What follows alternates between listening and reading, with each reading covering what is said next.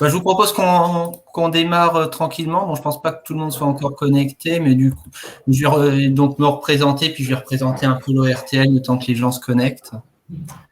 Donc déjà, rebonjour, bonjour à tous, et merci d'être présents pour notre webinaire. Donc pour ceux qui me connaissent, voilà, ils savent qui je suis, mais ceux qui ne me connaissent pas, donc je suis Nicolas Boitvézy, je travaille à la DREAL et j'anime les webinaires pour l'Observatoire régional de transport et logistique du Grand Est. Donc voilà, juste pour rappeler ce qu'est l'ORTL Grand Est, c'est une association dont la principale mission est de travailler à l'amélioration, à la diffusion des connaissances dans le domaine des transports et de la logistique au niveau de la région Grand Est. On a 35 membres, donc des services de l'État, des collectivités, des organismes publics, mais aussi des fédérations professionnelles, des acteurs du milieu économique. Et bon, pour en savoir un peu plus, vous pouvez aller sur notre site internet ortl-grandest.fr où vous pouvez aussi retrouver l'ensemble de nos réalisations. Et donc, voilà, aujourd'hui, on est au 5e webinaire de notre série consacrée à la logistique urbaine, donc qui correspond à des attentes de nos membres sur un sujet à enjeu assez important de la vie de la communauté. Vous pouvez retrouver les vidéos des 4 précédents webinaires sur notre site, et comme les fois précédentes, on prévoit une durée de 45 minutes environ, avec 30 minutes d'intervention, puis 15 minutes de questions-réponses. Et comme je le disais tout à l'heure, vous pouvez les poser dans l'onglet questions sur votre droite de l'écran. Voilà, donc aujourd'hui, nous allons nous intéresser au commerce en ligne. Alors, c'est pas pour dire que c'est extrêmement pratique, parce que ça, vous le savez déjà. Lorsqu'on n'a pas le temps d'aller dans les magasins ou comme ces derniers temps, lorsqu'on n'a pas le droit avec les confinements. Donc voilà, ça c'est des choses qu'on sait déjà, mais effectivement, selon les chiffres, on est déjà, Monsieur Lambert, Madame De Kettler, Anna pour en repréciser, mais on est à peu près plus de 70% achetés régulièrement sur Internet. Donc voilà, sans surprise, c'est un marché qui est toujours en plein essor, avec une croissance annuelle souvent à 2 chiffres, alors même que ça fait déjà près d'une vingtaine d'années que l'e-commerce existe. Donc voilà, on est pour un moment encore loin d'avoir atteint son plafond, et on peut d'ailleurs se demander où il se situerait. Ce qu'on peut juste remarquer, c'est que dans d'autres pays, la part de marché est encore supérieure à ce qu'on peut connaître en France. Mais on pourra actuellement repréciser tout ça. Donc voilà, mais s'il y a de plus en plus d'achats qui se font de manière dématérialisée, il ne faut pas croire que ça n'a pas de conséquences dans le monde réel, dans le monde matériel. Et effectivement, ces achats sont bien ancrés dans le monde physique, et une large part de cet ancrage dans le monde physique est liée à la logistique. Donc voilà, c'est ce qui va nous intéresser en particulier aujourd'hui dans le cadre de ce webinaire. Donc on pense notamment aux grandes surfaces d'entreposage, avec la construction d'entrepôts géants, comme on peut avoir dans notre région avec la future plateforme de Amazon à Osny, à côté de Metz, mais il y a d'autres projets. Et puis il y a aussi des plus petites plateformes, notamment en zone urbaine, de plus de proximité. Mais voilà, c'est peut-être un peu c'est une partie, parce que il y a aussi tout ce qui est les flux de camions, de camionnettes, les autres moyens de transport dont effectivement on a besoin pour que le colis qui a été commandé soit livré, en général à domicile, dans les délais les plus brefs et évidemment au moindre coût, et souvent avec une promesse de gratuité. Donc voilà, alors comme vous le savez, le transport, ça crée des emplois et des richesses, plutôt bien placé pour le savoir, mais ça génère aussi un certain nombre d'externalités négatives. Il est intéressant de chercher à réduire. Donc c'est les impacts au-delà de la chaîne économique entre le commerçant, le transporteur et le consommateur, mais qui touchent aussi les riverains, les habitants, l'environnement, donc les polluants atmosphériques, les gaz à effet de serre, le bruit. Aussi l'occupation de l'espace public, qui est un enjeu important, d'autant que là, on se focalise encore plus sur les villes, mais effectivement, en ville, c'est un enjeu d'autant plus fort parce que l'espace est contraint. Et puis, voilà, faut pas croire non plus que seul le e-commerce génère des nuisances liées au transport. Et lorsque vous achetez en magasin, vous devez aussi vous déplacer, ramener la marchandise chez vous. Donc voilà, c'est pas forcément simple de faire la balance entre les externalités évitées en achetant en ligne et celles qui sont générées par ces activités-là. Donc, c'est notamment, dans votre rapport, vous avez regardé ces questions-là, donc vous pourrez nous en parler. Mais effectivement, voilà, c'est des sujets qui portent un peu, on va dire, à controverse. Donc, c'est important de se poser pour justement, comme je disais, il y a un certain nombre d'effets et de contre-effets qu'il peut y avoir, et notamment aussi sur les emplois, avec un développement des emplois de préparateurs de commandes ou de livreurs, mais souvent parfois au détriment d'emplois de vente ou d'emplois de caissier, ce genre d'emploi. Donc voilà, c'est pas forcément simple d'appréhender ces effets et contre-effets et de faire l'équilibre. Donc c'est un peu sur quoi vous avez travaillé dans le cadre de votre rapport. Donc voilà, pour éclairer un peu ce sujet, nous avons le plaisir d'accueillir Madame Marie de Kettler-Hanna et Monsieur Patrick Lambert, donc tous les deux du CGEDD, donc le Conseil général de l'environnement et du développement durable, rattaché au ministère de la Transition écologique, donc je vous laisserai le présenter. Et donc, vous avez fait partie des fonctionnaires qui ont été mis à contribution par le gouvernement pour rédiger un rapport sur le développement du commerce et de ses enjeux. Vous pourrez nous expliquer un petit peu les origines de cette mission. Et puis, ce rapport apporte aussi un certain nombre de propositions pour essayer de rendre plus durable le e-commerce, et notamment sur le volet logistique, consacrer une grande part de ce travail aussi à ce volet-là. Donc, justement, je vais vous laisser la parole pour vous présenter, puis présenter les travaux de votre mission. Ok, merci. Marie, c'est toi ou moi qui commence? Vas-y, Patrick, si tu veux, vas-y. Écoutez, je vais d'abord, bonjour à tous et merci en tout cas pour cette invitation. On est toujours très content et très disposé à parler du travail qu'on vient de faire il y a quelques mois.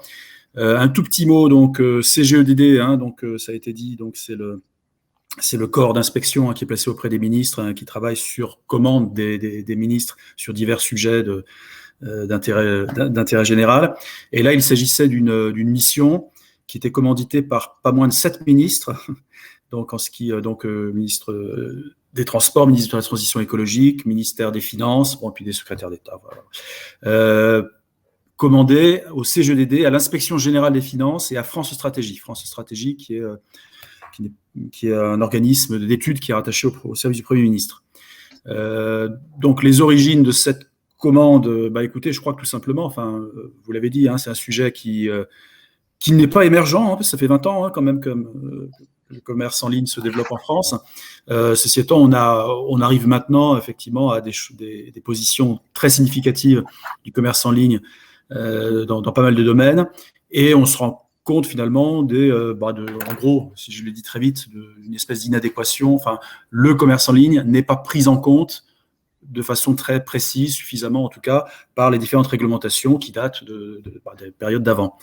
Donc c'est un petit peu ce travail qui nous a été demandé, de mettre un petit peu un constat là-dessus, de faire des propositions, ce que nous avons essayé de faire. C'est un travail qui a été conduit à l'automne et l'hiver dernier. Nous avons rendu un rapport en mars ou avril, qui est public et qui est accessible donc sur le site internet du CGEDD. Et donc voilà, donc je pense que au-delà de ce qu'on pourra vous dire aujourd'hui et des échanges qu'on pourra avoir, je vous renvoie effectivement à ce rapport. Alors si on attaque, donc voilà, ça c'est le plan un peu de ce diaporama. Donc une partie de diagnostic, donc sur l'installation de cette méthode d'achat dans le paysage du commerce français et européen. On verra les impacts sur la logistique.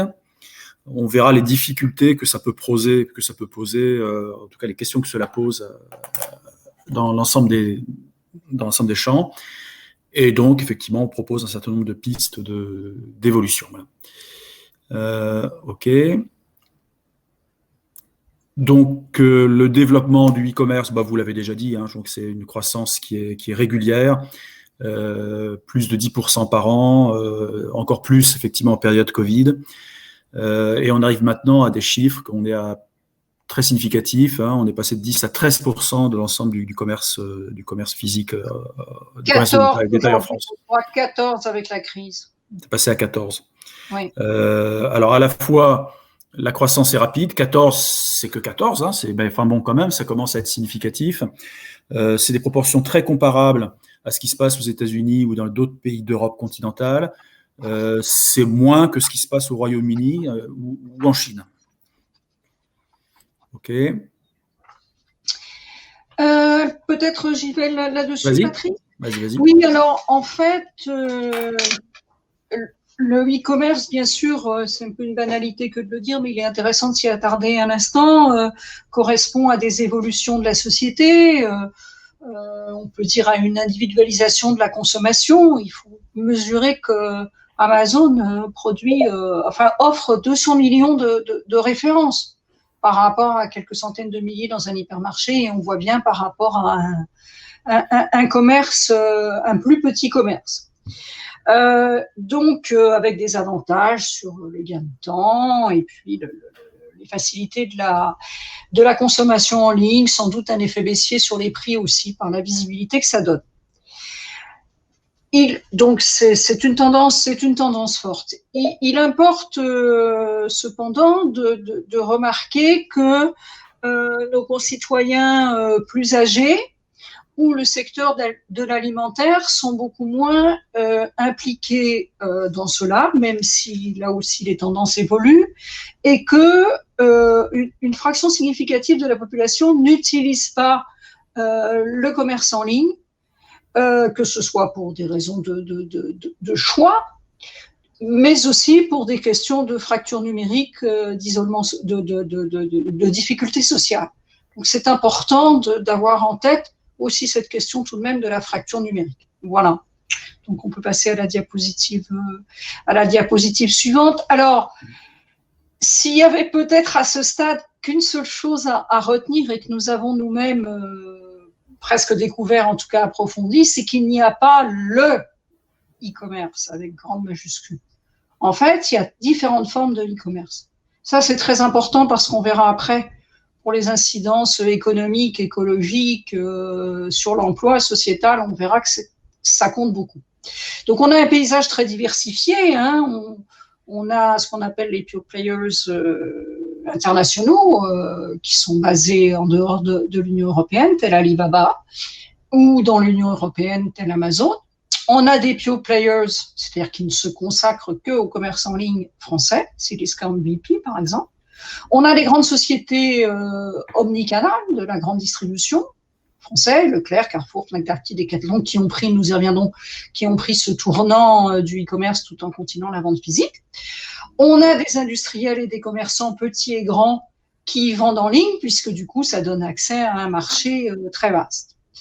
On notera on viendra sur Amazon, on notera que sa part de marché est plus faible en France qu'en Allemagne et aux États-Unis ou au Royaume-Uni, mais elle est tout de même importante et croissante. Alors, vous voyez, il y a 200 000 sites marchands en France, mais 1% des sites réalisent 75% du chiffre d'affaires total. Donc ça, c'est vraiment une donnée importante à avoir à l'esprit parce qu'on ne saurait regarder le e-commerce comme une unité et le traiter comme une unité. Alors, peut-être la diapositive suivante. Là, je crois que Patrick, c'est à toi. Oui. Allons-y, suivante. Donc, bien sûr, quand vous demandez dans les origines de cette commande, il y a aussi le sujet des entrepôts, hein, qui a quand même fait des projets d'entrepôts ici ou là en France qui ont entraîné des débats importants.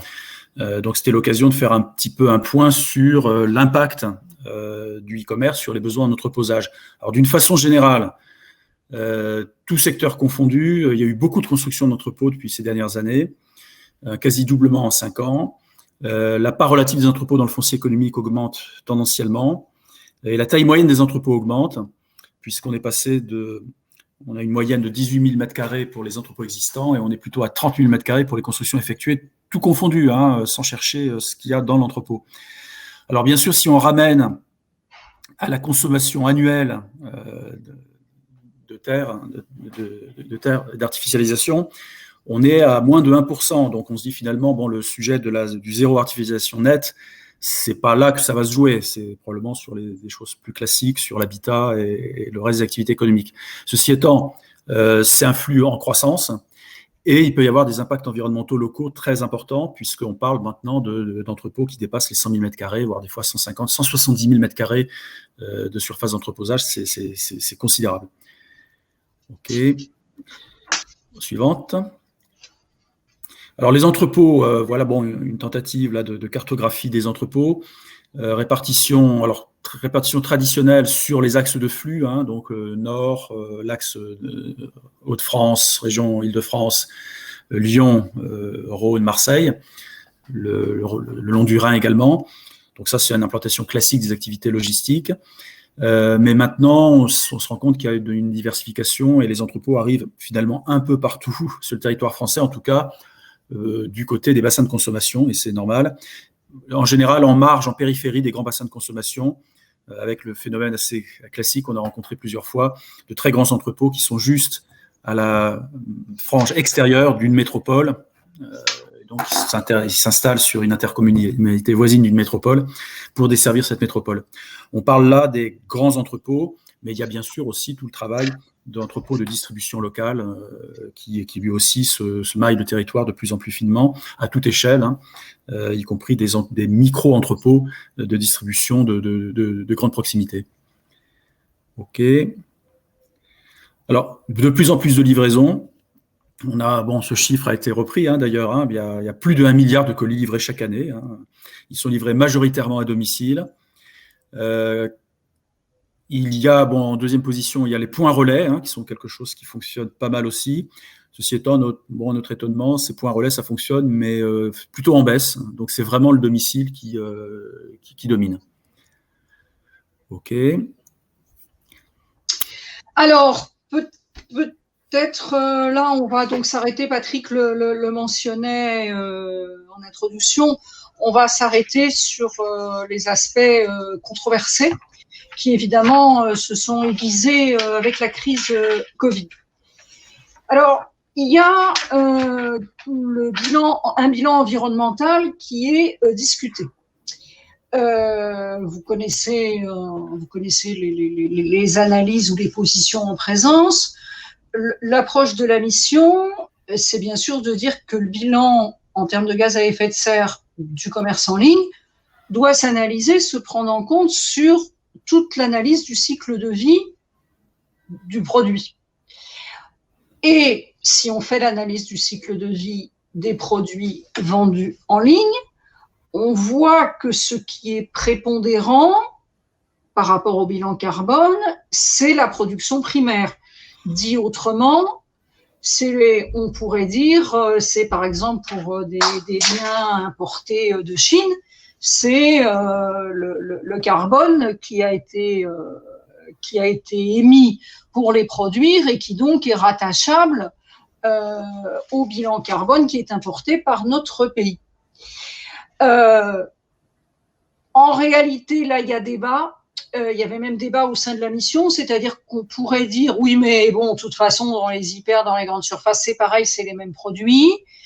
D'autres analyses tendraient à dire, mais ça devrait être expertisé davantage, que le commerce en ligne, le grand, là on parle, hein, le grand commerce en ligne, pas celui de proximité bien sûr, le grand commerce en ligne, vous voyez, moi-même je dis le e-commerce, donc c'est le piège, le grand commerce en ligne encourage une sorte de surconsommation de produits importés, ce qui pose des problèmes d'ailleurs pour l'économie française et européenne. Donc ça, mais ça c'est un point qui mériterait d'être travaillé davantage.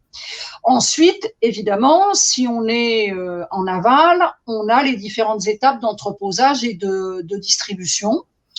Et on voit que, autre angle d'analyse, que le commerce en ligne, ce que je disais, mais c'est dans les secteurs textiles, jouets, produits électroniques, c'est là que le commerce en ligne marche surtout bien. Voilà. Ah, ça, c'est avant même que de s'intéresser au dernier kilomètre. Diapositive suivante, s'il vous plaît. Alors, peut-être Patrick, à ce stade, tu veux y aller. Alors, je ne sais pas pourquoi là, j'ai déjà les, pardon. on n'a pas le. Pardon. J'ai un petit. Parce que normalement, là, moi, j'ai une diapositive sur la livraison du commerce, je ne sais pas pourquoi. Je vais vous le dire oralement, sur les livraisons du dernier kilomètre. Alors, vous savez que ce que nous voulions dire avec la diapositive d'avant, c'est de bien prendre en compte. Merci beaucoup et excusez-moi, merci beaucoup.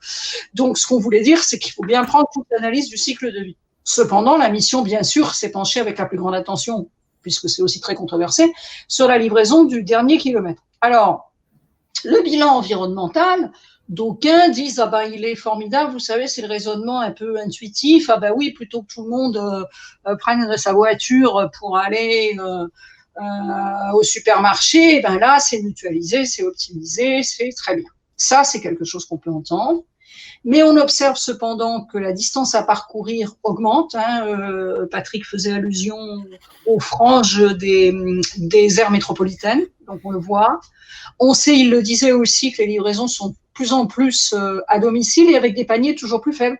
Parce qu'évidemment, c'est l'exemple, vous pouvez acheter une prise électrique, quoi. Et en plus, si vous êtes Amazon Prime, elle est gratuite. Donc, évidemment, l'émission de gaz à effet de serre dans son trajet de la prise électrique est très problématique.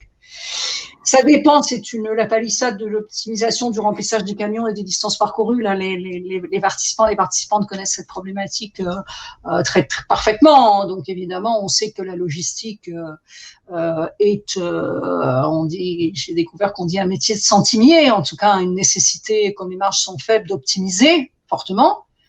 Donc, ça, c'est très bien aussi pour l'écologie. C'est une optimisation économique et aussi une optimisation écologique. On voit, pour rajouter un peu, vous voyez au panorama, pour la difficulté de saisir les choses, que la question quand même, quand les gens, même s'ils prennent leur voiture pour aller au supermarché, ils vont peut-être aussi passer à la poste et puis chez le coiffeur. Alors, on voit que le problème, quand vous êtes sur la commande e-commerce, vous faites que ça. Que quand vous allez en ville, a fortiori en centre-ville ou même en périphérie, vous avez d'autres activités.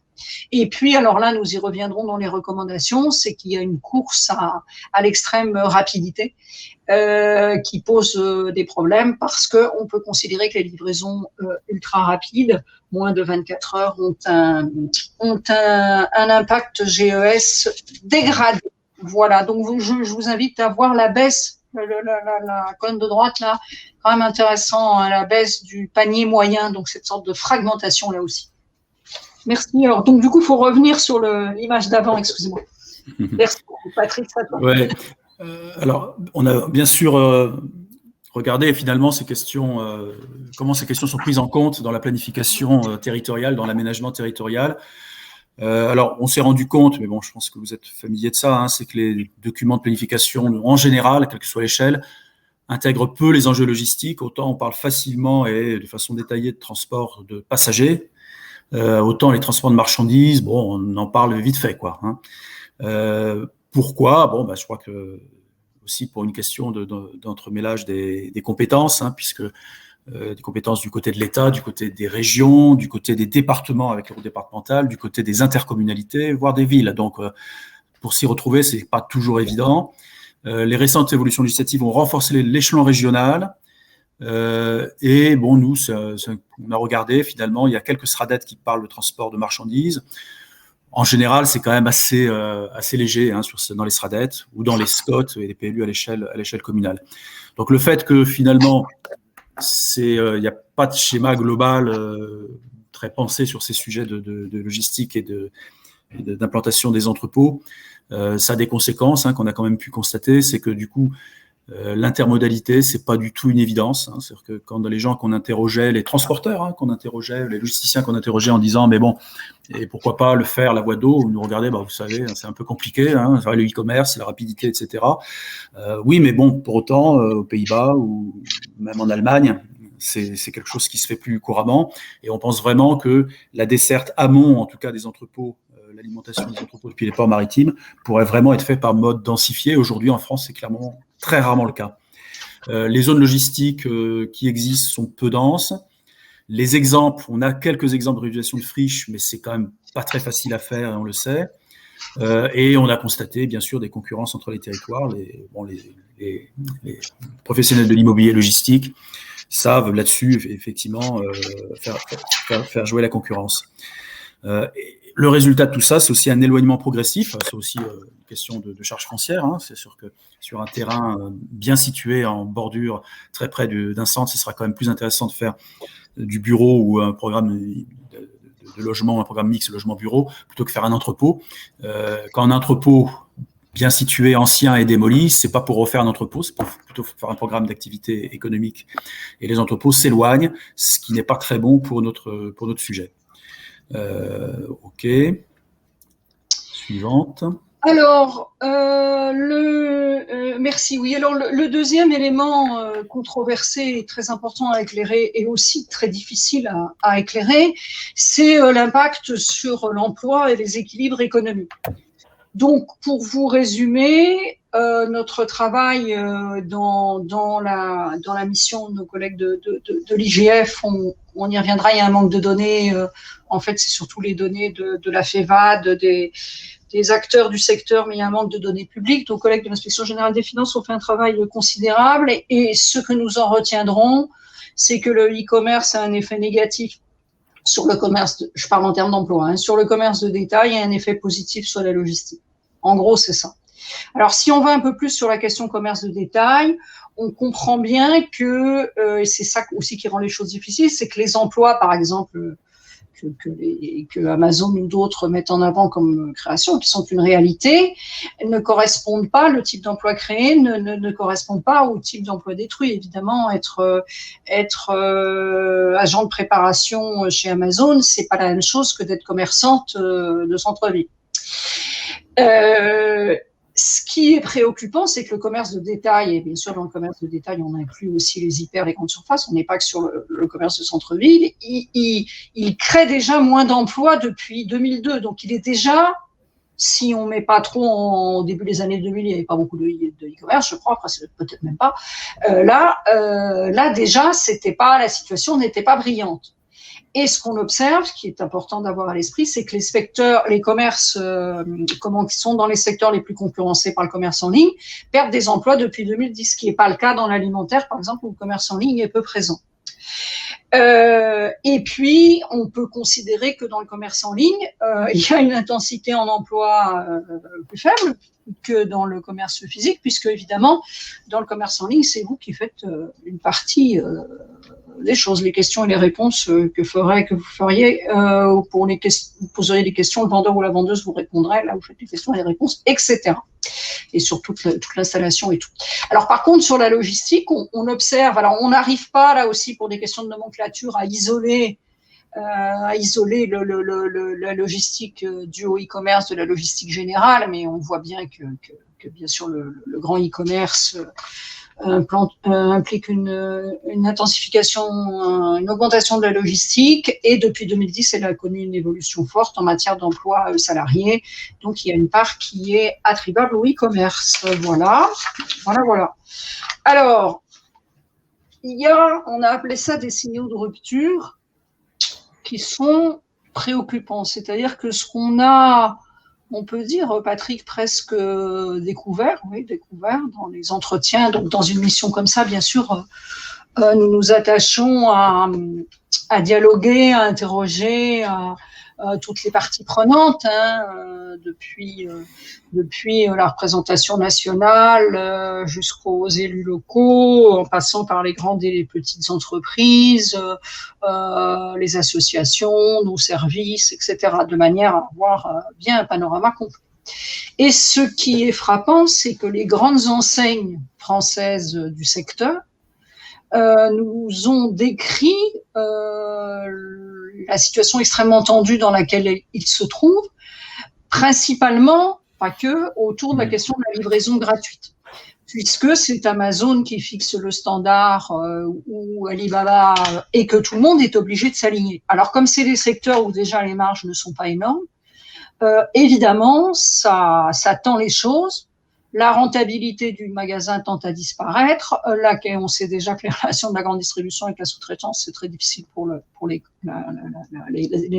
approvisionnements. Donc là, c'est encore plus dur pour les entreprises qui fournissent. Et donc, évidemment, les grands distributeurs, ils ont aussi tendance ils cherchent à retrouver de la productivité et évidemment aller vers plus d'automatisation, et tout se tient avec les enjeux pour l'emploi, ce qui donc est préoccupant. Alors, étonnamment, nous, on a visité un entrepôt Amazon, c'est la seule sortie qu'on a fait pendant la période quand le confinement s'est allégé. En fait, ce que je dis n'engage que moi, mais j'ai eu un mélange de modernité et d'archaïsme. C'est-à-dire que c'est une organisation quand même très alors bien sûr, il y a des sortes de chaînes, d'outils, mais c'est quand même une organisation très très taylorienne du travail, et on voit que le geste humain, pour répétitif qu'il soit, l'emballage de carton, tout ça, n'est pas si facile à substituer, ou qu'il faudrait des investissements très importants qui ne sont pas ceux du secteur. Donc, on n'est pas, quand on dit robotisation, tout ça, on en est loin, mais par contre, la mécanisation, l'automatisation se répand de plus en plus. Donc, on a vu que le e-commerce le grand e-commerce crée des emplois dans la logistique, qu'il en supprime déjà aujourd'hui, si on prend l'ensemble, dans le commerce lui-même. Et donc, évidemment, si en plus, dans le solde même, la création d'emplois dus au e-commerce baisse du fait de la mécanisation, ça va être encore plus préoccupant. Donc ça, c'est très préoccupant comme modèle économique et comme situation d'emploi. Diapositive suivante. Alors, les mêmes que nous interviewions, et pas seulement l'Association des commerçants de France ou les Amis de la Terre, la grande distribution, nous disaient que il y a un problème évident, ce qu'on savait, mais c'était frappant de leur entendre dire, du manque d'équité fiscale et concurrentielle. Et que, bien sûr, c'est des commerçants, c'est la concurrence, ils n'ont pas de problème avec ça, mais que les règles ne peuvent pas être faussées comme elles sont aujourd'hui, et qu'il est urgent que les pouvoirs publics interviennent. C'est-à-dire, c'est un panorama où, hormis, je dirais, hormis Amazon et Alibaba, pour être schématique, tous les autres acteurs appellent à un rétablissement de l'équité fiscale et concurrentielle. Donc ça, c'était un point qui nous a en quelque sorte surpris. Alors bon, ça vous pourrez le regarder en détail, vous le savez, hein, il y a des fraudes à la TVA qui étaient jusqu'à maintenant extrêmement importantes. Imaginez-vous que par rapport à des contrôles fiscaux qui ont été effectués en 2018, 98% des vendeurs étrangers sur les plateformes type Amazon, hein, puisque Amazon vend ses produits, mais vend aussi les produits de plein de vendeurs du monde entier, n'étaient pas immatriculés. Donc la fraude à la TVA est extrêmement importante. Si on est sur l'impôt direct, la fiscalité sur les bénéfices, on peut dire que, pour faire un euphémisme, on l'a rédigé, mais qu'elle est très partielle dans son application, puisqu'il y a une optimisation fiscale intensive. Amazon, Europe ayant son siège social au Luxembourg. Enfin, peut-être on y reviendra, la fiscalité locale, une assiette foncière importante qui cadre mal avec le commerce en ligne. J'accélère un peu parce que je vois qu'il y a des questions intéressantes dans le chat. Pareil, sur la question de la concurrence, les plateformes ont pas une responsabilité pleine et entière par rapport aux consommateurs, donc en termes de protection des gens, vous voyez, y compris sur les guirlandes de Noël, des choses comme ça, c'est très problématique. Il y a sur les places de marché une situation dominante des vendeurs avec les entreprises qui vont sur la place de marché. C'est intéressant pour elles parce qu'évidemment, moi, si je crée ma petite boîte, jamais j'aurais accédé au marché nord-américain, au marché chinois ou au marché africain, moi toute seule. Donc évidemment, ça c'est très très intéressant. Mais c'est des relations totalement inégales puisque la petite entreprise, elle peut être déréférencée du jour au lendemain. Enfin, et que quand sa vente marche bien, Amazon ou Alibaba vont produire directement ce qu'ils faisaient avant. Et puis des entreprises comme Amazon et Alibaba, évidemment, sont multi-activités, tandis que d'autres s'occupent que du commerce, donc ça fragilise les deuxièmes. Voilà. Et donc, dans l'image suivante, nous sommes permis, ça n'engage que la mission, c'est simpliste, hein, c'est bien sûr simpliste et ça appelle à controverse aussi, mais regardez rapidement ce tableau. Donc, ce que nous voulions mettre en valeur, c'est qu'il n'y a pas le e-commerce, mais qu'il y a la diversité des e-commerce. Et évidemment, plus on se déplace vers la droite de la diapositive, plus on voit que c'est bénéfique pour l'environnement, l'emploi et la contribution au budget du pays. Et plus on est dans la partie gauche, plus c'est fait. Vous voyez. Donc c'est très schématique, mais en gros c'est ça. Diapositive suivante. Alors là, on en vient, j'irai rapidement, on en vient aux propositions et ça rejoint la question de Monsieur Damien Vargenot. Alors la taxe mondiale à 15% sur une multinationale, c'est encore un autre débat. Il faudrait consacrer une réunion à la fiscalité. Mais en tout cas, sur les questions de TVA, sur les questions de TVA et d'ajustement carbone aux frontières, ça, c'est en train, vous pouvez aller à la diapositive suivante, s'il vous plaît. Ça, c'est en train de bouger. C'est-à-dire qu'on peut considérer que la fraude à la TVA sur les plateformes, ça va fortement se réduire. Et l'ajustement carbone aux frontières, pour les raisons qu'on expliquait, pourrait rétablir une égalité. Donc, il y a des mesures qui sont prises. Et donc, vous voyez un petit peu ce qu'on propose avec, bien sûr, renforcement des contrôles, réforme de la fiscalité du commerce, mais elle est difficile à faire. Et puis, le fait que l'autorité de la concurrence puisse être un petit peu dans une démarche préventive, structurelle, injonction structurelle préventive ciblée, parce que finalement, et on sait que le Congrès des États-Unis se préoccupe beaucoup de la position dominante des GAFAM pour toutes sortes de raisons, mais aussi dans l'esprit antitrust, de la tradition antitrust américaine, et que donc peut-être le démantèlement d'Amazon interviendra si le Congrès américain en décide ainsi, parce que c'est vraiment des positions dominantes qui sont très impressionnantes, surtout qu'il faut savoir qu'aujourd'hui Amazon fait ses profits dans le cloud et pas dans le commerce en ligne. Pour mémoire, ça a été la 3e ou 4e capitalisation boursière du monde, alors qu'ils étaient déficitaires. Tellement le modèle est disruptif et prometteur. Donc vous voyez, c'est un nouveau modèle économique. Patrick, sur la diapositive suivante, donc on nous voyait venir sur notre démarche d'aménagement, vas-y. Oui, c'est assez simple. Nous proposons que la planification tienne mieux compte de la logistique, que ce soit au niveau des schémas régionaux d'aménagement, que ce soit au niveau des PLU et des SCOT. Le SCOT, c'est une échelle intéressante d'ailleurs, puisque il y a le document d'aménagement commercial qui est finalement un peu le carrefour de tout ça. Alors, ceci étant, on connaît. Je pense que dans l'auditoire, il y a un certain nombre de praticiens de ces sujets-là. On connaît l'échelle de temps que ça représente. La démarche en elle-même est intéressante. C'est réunir autour de la table l'ensemble des parties prenantes pour discuter finalement des implantations à terme préférentielles d'entrepôts logistiques, près d'embranchements ferroviaires, bord à voie d'eau, sur des friches, etc. Mais ça va prendre du temps à se mettre en place. Donc aujourd'hui, il se passe des choses en ce moment, il y a urgence, il se passe des choses, il y a des projets importants et qui peuvent naître à des endroits qui ne sont pas forcément souhaités ou souhaitables. Et il n'y a pas tellement d'outils aujourd'hui à la puissance publique pour empêcher qu'un entrepôt se mette n'importe où. Donc nous, ce qu'on propose, c'est de rétablir un moyen pour la puissance publique de s'opposer. Alors effectivement, en dernier recours, si jamais vraiment le projet, on n'arrive pas à empêcher un projet aberrant. Donc il y aurait différentes possibilités. Je crois qu'il a été beaucoup proposé, je crois que c'est encore actuellement dans discussion dans certains textes de loi, de soumettre ces entrepôts à commission d'aménagement commercial. Nous, après en avoir débattu, on n'était pas forcément tous d'accord. Nous, ce qu'on a proposé, c'est quelque chose un tout petit peu différent, qui était de soumettre à agrément. Alors l'agrément, c'est quelque chose qui est bien connu en région Île-de-France, puisque tous les projets importants sont soumis à agrément préalable au dépôt du permis de construire. Les entrepôts de plus de 5000 m² aujourd'hui, mais les bureaux, etc. Donc on propose de d'étendre cette procédure d'agrément préalable aux entrepôts de grande taille, un seuil à définir, ce qui permettrait donc effectivement d'avoir une connaissance des projets et un examen de la puissance publique. Donc quand je dis puissance publique, c'est à la main du préfet l'agrément, mais on pense que ça pourrait être géré de façon tout à fait articulée entre les services de l'État, les régions et les intercommunalités. Donc voilà, c'était la proposition que nous avons faite.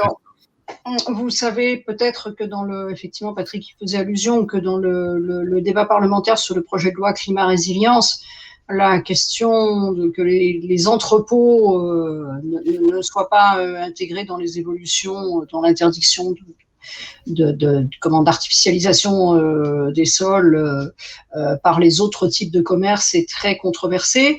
Le sujet est évidemment compliqué parce qu'il n'y a pas des entrepôts du e-commerce, tout est mélangé. Dans les entrepôts, ils sont commerce et pas e-commerce. Par contre, on pourrait considérer la mission, il y avait un débat entre nous, la mission n'a pas retenu cette position, mais certains d'entre nous auraient été favorables à une interdiction au-dessus d'un certain volume de stockage ou plutôt d'une certaine surface au sol, je crois 40 000 mètres carrés de surface au sol. Donc il y a différentes solutions, mais on sent bien qu'il faut saisir les choses par un bout ou par un autre. Alors très rapidement, diapositive suivante, on a vu que pour notre bilan environnemental, il y a tout l'amont, et puis quand on est sur la livraison elle-même, il nous faut encourager le J+1, hors bien sûr alimentaire, médical, urgence, parce qu'on voit bien que, y compris pour les conditions de travail des livreurs, mais sur le bilan carbone, mais sur l'encombrement des villes, toute cette précipitation pour des choses qu'on veut pour hier, si on continue comme ça, c'est sans fin.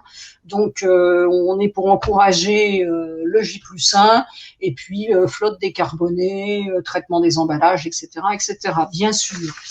Alors aussi, on a vu, diapositive suivante, merci beaucoup, on a vu que le e-commerce c'est toute une diversité, donc c'est important de valoriser cette diversité, de soutenir les commerçants indépendants ou les entreprises de production dont c'est pas le métier, hein, qui sont pas forcément très acculturés à ça, pour qu'il y ait des plateformes de la mutualisation.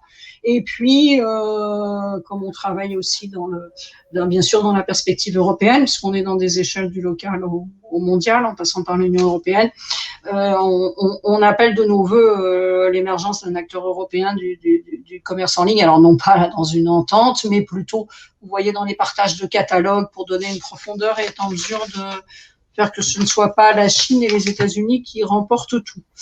Diapositive suivante, bien sûr, il y a une question de citoyens consommateurs dans ces contradictions, hein, parce que nous avons tout un chacun. Et donc, on pense que les labels, on a eu la chance de travailler donc avec France Stratégie, avec notre collègue qui est spécialiste de la responsabilité sociale et environnementale. Donc le label, ça peut être intéressant parce que ça met déjà plus de clarté, ça permet de manière douce, déjà de faire monter en puissance certains modèles. On tient particulièrement à l'affichage, d'interdire l'affichage de la livraison gratuite, parce qu'elle n'est pas gratuite, rien n'est gratuit, et on a vu que ça pose beaucoup de problèmes à beaucoup de monde. Et puis, améliorer l'emballage, c'est évidemment une obligation, parce qu'il y a un gaspillage considérable. Et de mettre en avant le Made in Europe, et on renforçait la transparence des plateformes, enfin tout ce qui est dans les démarches responsabilité sociale et sociétale des entreprises. Et puis, on suggère ce qui s'appelle une allégation. Je connaissais pas le terme, c'est pas du tout péjoratif. C'est pas un label, mais ça s'appelle une allégation dans ces domaines. C'est dire mon siège social est en France pour les entreprises qui le veulent, parce que comme ça, si le siège social est en France, évidemment, la contribution à la fiscalité directe et au budget de la nation est plus importante. Voilà. Dernière diapositive, excusez-moi d'avoir été trop longue. Donc on a dit qu'il y a plein de problèmes de données, qu'on a beaucoup de mal à expertiser tout ça, qu'il n'y a pas beaucoup de données publiques, que les codes NAF ne correspondent pas à tout ça. Donc on préconise, mais ça regarde l'administration elle-même, de construire une politique de données publiques solide. Et puis cette recommandation, nous la portons ardemment, d'engager dans les meilleurs délais une concertation avec l'ensemble des parties prenantes. On avait d'abord dit sur l'avenir du e-commerce. Patrick a proposé, je pense qu'il a raison, sur l'avenir du commerce lui-même, ce qui rejoint d'ailleurs la recommandation du Conseil économique, social et environnemental, parce que c'est en mettant toutes les parties prenantes à bord, hein, à toutes les échelles et avec toutes les convictions différentes, qu'on pourra aller vers des solutions bénéfiques, et parce que sinon c'est un peu c'est les conflits, c'est tout ce qu'on voit, les conflits. En plus, on n'a pas parlé, mais il y a toute une question d'opacité aussi. Vous savez que quand on ne sait pas jusqu'au dernier moment quelle va être l'entreprise, si ça va être Amazon qui va s'implanter, etc. Donc il faut mettre de la transparence dans tout ça et réunir toutes les parties prenantes autour d'une table réelle ou virtuelle. Voilà, merci beaucoup. C'est moi qui vous remercie. Merci beaucoup, Madame de Ketler-Hanna et Monsieur Lambert, pour vos interventions. Je propose qu'on passe directement aux questions-réponses aux questions des participants et à vos réponses. Je veux bien prendre juste la première, parce que moi, j'ai relativement travaillé dans ce rapport aussi sur la question fiscale, donc de Damien Vargenot, merci. Donc, le travail de régulation de la puissance publique, oui, vous avez écrit cela juste avant que nous le proposions, donc évidemment, vous avez complètement raison. C'est absolument nécessaire à l'échelle française et à l'échelle de l'Union européenne. Et à l'échelle de la planification spatiale, Patrick a répondu, pourra développer. Après, l'accord à l'SCDE, c'est 15% sur les multinationales, il y a un débat très important parce que c'est à la fois un progrès, mais ça pourrait être aussi une récession et tout aligné vers le bas. Donc ça, c'est un débat de politique fiscale. Alors, sur la deuxième question, est-ce qu'on fait une différence entre les flux issus du commerce électronique et ceux issus d'autres canaux de distribution? Je peux vous demander de préciser pour que je comprenne bien? Alors, c'est la question de Monsieur Vargenot. Vargenot, une différence entre les flux issus du commerce électronique. Je crois que Damien Vargenot est en train de il va répondre très bien. Et puis, donc, Hervé Krieger, en attendant que Damien Vargenot nous explique, dit quel est le lien de cette mission et la mission LUD? Excusez-moi, LUD, je ne suis pas au courant, mais peut-être Patrick, tu l'es. Qu'est-ce que c'est la mission LUD? Je ne sais pas laquelle des deux c'est, mais il y a logistique urbaine, LUD. Il y a deux choses en cours. Il y a une mission qui a été confiée à un travail qui a été confié à Madame Hydrac avec Madame Jean, du président du port de Strasbourg, et Monsieur, je ne sais plus comment il s'appelle, de Toulouse, sur la logistique. Logistique urbaine durable, le DC durable. Sur la logistique urbaine, bon, c'est un travail qui est en cours. Et par ailleurs, il y a également une mission qui a été confiée à Madame Hydrac et à la présidente de France Stratégie, sur le label, la mise en place d'un label. Alors, on voit bien, hein, actuellement, tout ça, c'est un univers qui bouge pas mal. Nous, notre travail peut alimenter ces différentes réflexions, si le cas échéant. Très clairement, sur le label, un de nos commissionnés, M. Bonmori de France Stratégie, travaille directement sur le label. C'est une suite directe de notre rapport. Bon, après, Madame Hydrac, je pense qu'elle avait déjà eu de l'antériorité sur le sujet. Hein, donc, en tout cas, notre champ était un peu plus large. Hein. Là, vraiment, on est vraiment sur la distribution de centres en ville, où il y a des vrais enjeux. Où je voulais dire, c'est peut-être quelque chose qui n'apparaît pas assez fortement, hein, dans notre présentation, où on pense vraiment que une prise en main par les intercommunalités dans leur mission publique, hein, la distribution de marchandises en ville, c'est un service public maintenant. Il faut le considérer comme tel, surtout dans les domaines, dans les villes où on fait des zones de faible émission, des choses comme ça. Donc, il y a un vrai sujet dont beaucoup s'emparent d'ailleurs. Alors, Monsieur Vargenot dit effectivement, c'est ça, bien sûr, est-ce que nos propositions ne s'appliqueraient pas à tous les flux de livraison, qu'ils soient générés par le commerce en ligne ou le commerce physique? Certaines d'entre elles, bien sûr, en particulier, on n'a pas insisté là-dessus, mais on est pour, c'est à quoi servirait l'intégration dans les SRADET, l'agrément, etc. C'est favoriser les plateformes multimodales, je veux dire, parce que par exemple, on a visité donc un entrepôt Amazon dans le Nord, là, qui est à 10 ou 15 ou 20 kilomètres de la plateforme multimodale de Dourges, où c'est formidable, puisqu'il y a à la fois le train, le canal de la Deule et le routier, l'autoroute. Et donc Amazon est en race campagne, n'utilisant que le routier. Donc, pour le e-commerce, c'est flagrant, mais vous avez tout à fait raison. Ces questions de multimodalité, de reconversion des friches avec les difficultés qu'on connaît, c'est très nécessaire.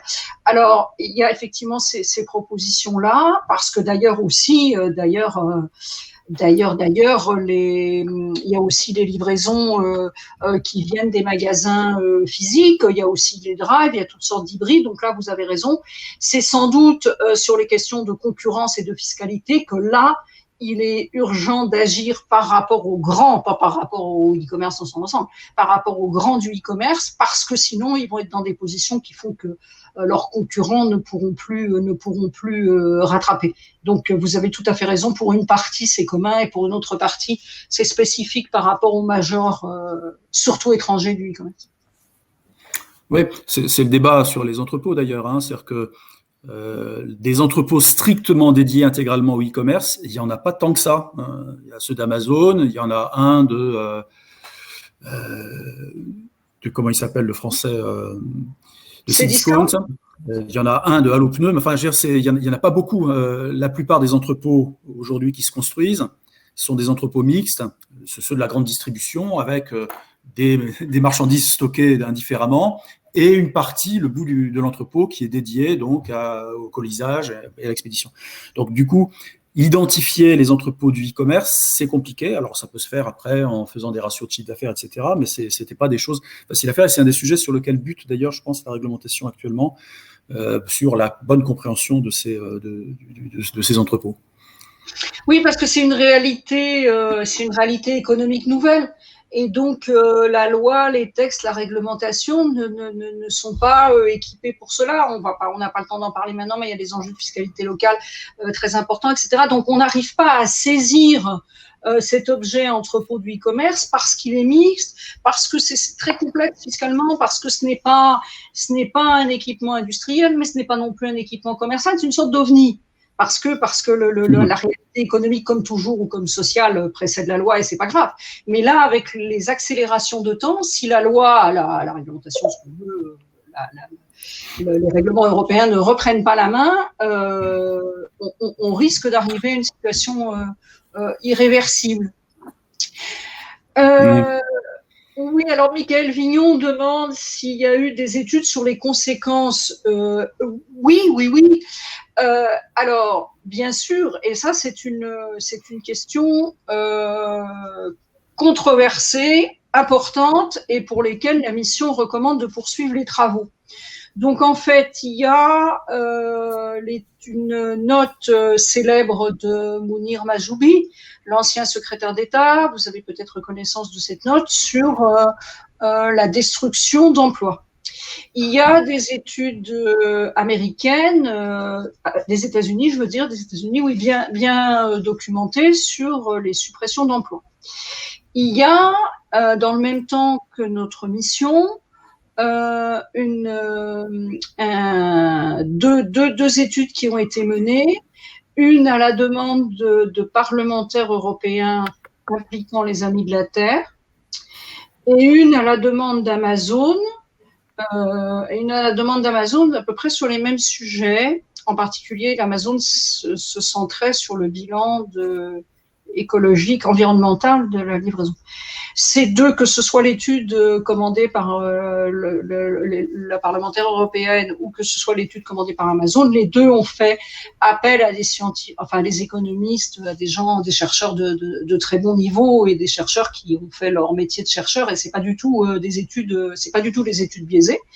Pour autant, elles arrivent assez significativement à des conclusions différentes, parce qu'on a bien vu qu'à chaque fois, on a du mal à mesurer de quoi on parle. Par exemple, si je prends la question alors je suis pas sur les soldes d'emploi, j'y reviendrai, mais si je prends la question de la livraison du dernier kilomètre, c'est ce que je disais, parce que peut-être, oui, en mutualisant, c'est bien la camionnette, mais du coup, finalement, moi, quand j'allais faire mes courses, mais j'en profitais pour faire d'autres choses, donc on pourrait pas imputer tout le bilan CO2 de ce qu'on fait à la seule acquisition.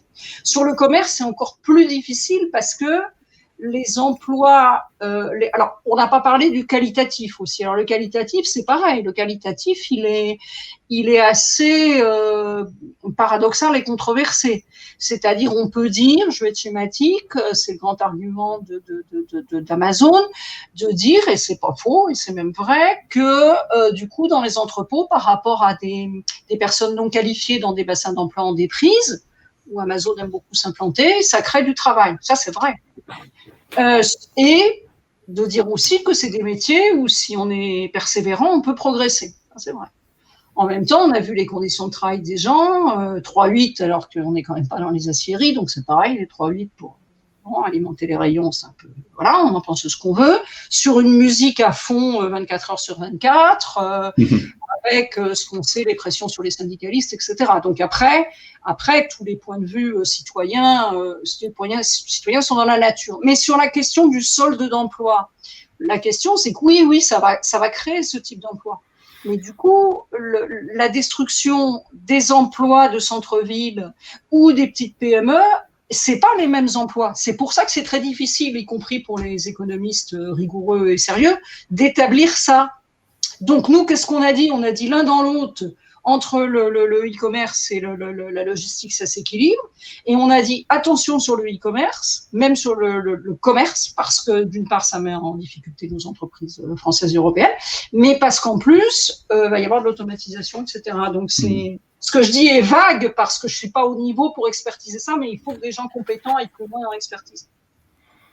Oui, enfin, avec vraiment un point d'alerte, il y a des marges d'automatisation et de mécanisation importantes dans l'entreposage ou dans les grandes surfaces, dans la distribution aussi, en dehors du e-commerce.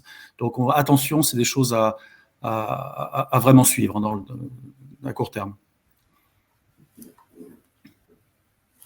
Merci. Je crois qu'on a une dernière question qu'on a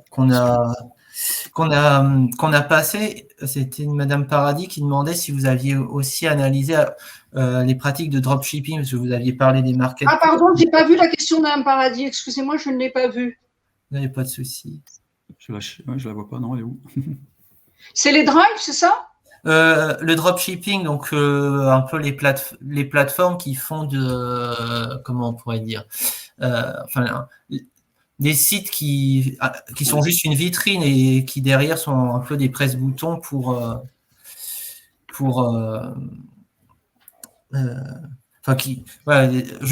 c'est juste un site qui fait une vitrine, mais derrière il s'occupe de rien. Donc on est un peu sur un modèle de marketplace, mais non, ça on n'a pas. Moi, je connaissais même pas le terme. Je connais pas bien cette réalité. Donc, ce sont des sites, c'est juste une vitrine et c'est adossé à des fournisseurs, à des vendeurs. Comment ça se passe? Je ne connais pas le concept. Alors, je pense que Madame Paradis pourrait peut-être expliciter, mais de ma compréhension, c'est vraiment des sites, c'est juste une vitrine et derrière, il n'y a rien. Ils possèdent pas les marchandises. Amazon non plus. Oui, voilà. Donc, c'est de l'intermédiation. Alors, même si après, du coup, Amazon prend les meilleurs produits et les produits lui-même, mais c'est exactement ça, c'est de l'intermédiation. C'est d'ailleurs aussi pour ça que pour la fraude fiscale et tout, c'est très pratique, parce que les vitrines, c'est toujours très, très pratique par rapport à ça. Donc, peut-être que, comment vous appelez ça, le dropshipping, oui, peut-être que là, du coup, c'est carrément caricatural, je ne sais pas, mais évidemment, c'est une vitrine. C'est à la fois une vitrine, une place de marché. Donc, derrière ma vitrine, l'acquéreur et le vendeur se rencontrent. Ouais. Alors, je ne sais pas la différence avec la marketplace, mais Alibaba fonctionne que en marketplace. Madame Jennifer Paradis nous explique qu'ils font des fausses promotions. Ah, ça, c'est des fausses promotions. Ah, ça, c'est intéressant. Je suis pas. Ce sont des achats en gros et qui revendent en discount. Alors, ouais, c'est ça. D'accord. Eh bien, écoutez, très intéressant, le dropshipping. On va regarder ça parce qu'on ne l'a pas directement identifié. Je pense que c'est des choses qui font partie des enjeux du travail de régulation en cours de discussion au niveau européen sur la responsabilité des plateformes d'une façon générale. Donc, c'est quelque chose qui est en train d'avancer au niveau européen, qui me paraît vraiment nécessaire. Mais c'est vrai que les sites qui sont extra-européens, là, ça devient vraiment compliqué, que ce soit au niveau fiscal, au niveau concurrence, au niveau fraude. C'est très, très difficile. Et donc, par rapport à ce qui est expliqué, en fait, effectivement, le dropshipping, c'est la porte ouverte à tous les abus. Et c'est pour ça, comme le dit Patrick, que la démarche de la Commission européenne, dont on espère d'ailleurs qu'elle va avancer à la faveur de la présidence française par notre pays au premier semestre 2022 de l'année prochaine, c'est de responsabiliser le dropshipper, là.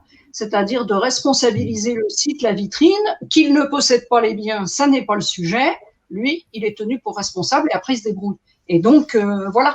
Parce que sinon, effectivement, comme le dit Madame Paradis et comme l'explique Monsieur Bargenot, il n'y a personne de responsable, y compris d'ailleurs, non seulement pour les trucs abusifs, mais pour aussi les produits dangereux, toxiques, etc.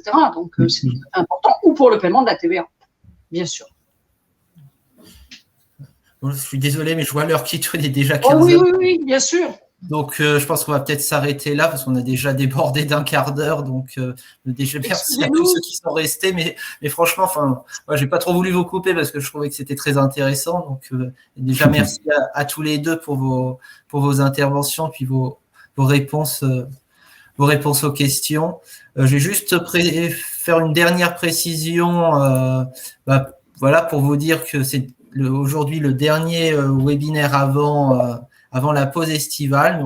Comme on est encore, je pense, loin d'avoir épuisé la thématique, c'est fort probable qu'on en refasse à la rentrée. Il y a quelques sujets qu'on aimerait bien aborder encore, mais voilà, tout ça pour dire qu'on lance un appel aussi à vos propositions de sujets. S'il y a des sujets sur lesquels vous voulez qu'on fasse des interventions, n'hésitez pas à nous écrire sur notre adresse qui s'affiche là. Puis si vous avez aussi des idées d'intervenants que vous souhaitez voir parler, n'hésitez pas.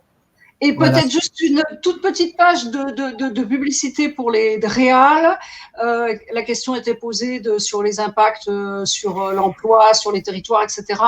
La DREAL Auvergne-Rhône-Alpes, avec la DDT du Rhône, conduit un travail extrêmement intéressant, ainsi que la DDT de l'Oise, sur ces enjeux-là. Donc, nos services de l'État travaillent là-dessus. C'est tout à fait important et c'est bien évidemment en lien avec les logisticiens et tous les acteurs des territoires. Voilà, merci beaucoup. En tout cas, merci à vous et bravo pour l'initiative, en tout cas, d'avoir fait ce séminaire, ce cycle de webinaires. Voilà. Merci, Monsieur Boubazzi, merci beaucoup.